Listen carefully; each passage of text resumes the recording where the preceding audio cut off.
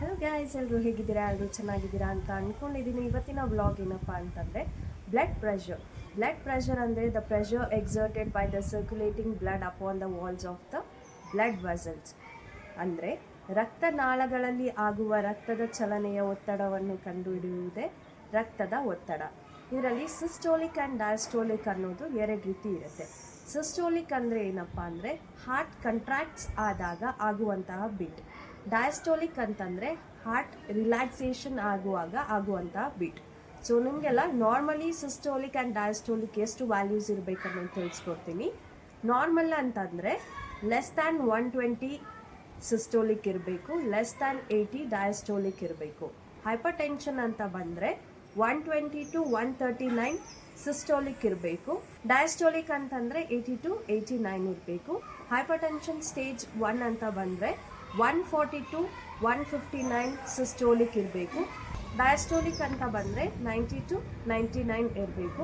Hyper tension stage 2 ಬಂದರೆ more than 160 ಇರುತ್ತೆ systolic. Diastolic ಅಂತ ಬಂದರೆ ಮೋರ್ ದ್ಯಾನ್ 100 ಇರುತ್ತೆ. ನೆಕ್ಸ್ಟ್ಲಿ ಹೈಪರ್ ಟೆನ್ಷನ್ ಕ್ಯಾರಿಯರ್ ಬಂದು ಗ್ರೇಟರ್ ದ್ಯಾನ್ 180 ಇದ್ದರೆ ಸಿಸ್ಟೋಲಿಕ್, ಗ್ರೇಟರ್ ದ್ಯಾನ್ 110 ಇದ್ದರೆ diastolic. Suddenly B P low ಆಗಿದಾಗ ಏನೆಲ್ಲ ಒಂದು ಮನೇಲೆ ಕ್ವಿಕ್ ರೆಮಿಡಿ ಮಾಡ್ಬೋದು ಅನ್ನೋದನ್ನು ತಿಳಿಸ್ಕೊಡ್ತೀನಿ. 1 ಕಪ್ ಆಫ್ ಗ್ಲಾಸ್ ವಾಟರ್ಗೆ 1 ಸ್ಪೂನ್ ಆಫ್ ಸಾಲ್ಟ್ ಹಾಕ್ಬಿಟ್ಟು ಇಂಟೇಕ್ ಮಾಡಿದ್ರೆ ಸಡನ್ಲಿ ಬಿ ಪಿ ನಾರ್ಮಲ್ ಆಗುತ್ತೆ.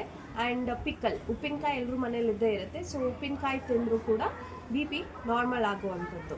So what all foods we have to intake when B P is low ಅಂತಂದರೆ berries, mainly bananas, dark chocolate, beetroot, sweet potato, pomegranate, ಇದೆಲ್ಲ B P low ಇರುವಾಗ ತೊಗೋಬೇಕಾಗಿರುವಂಥ foods.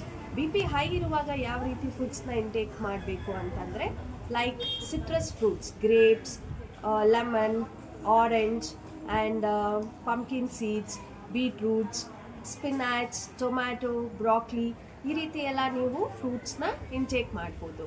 So ಇದಾಗಿತ್ತು ಇವತ್ತಿನ vlog. ನಿಮ್ಮೆಲ್ರಿಗೂ ಇಷ್ಟ ಆಗಿದೆ ಅಂತ ಅಂದ್ಕೊಂಡಿದ್ದೀನಿ. ಇಷ್ಟ ಆಗಿದ್ದರೆ ಲೈಕ್ ಮಾಡಿ, ಕಮೆಂಟ್ ಮಾಡಿ, ಶೇರ್ ಮಾಡಿ. ಇನ್ನೂ ಯಾರು ನನ್ನ ಚಾನಲ್ ಸಬ್ಸ್ಕ್ರೈಬ್ ಆಗಿಲ್ಲ ಪ್ಲೀಸ್ ಡೂ ಸಬ್ಸ್ಕ್ರೈಬ್ ಅಂತ ಹೇಳ್ತಾ stay tune. Love you all. Bye bye.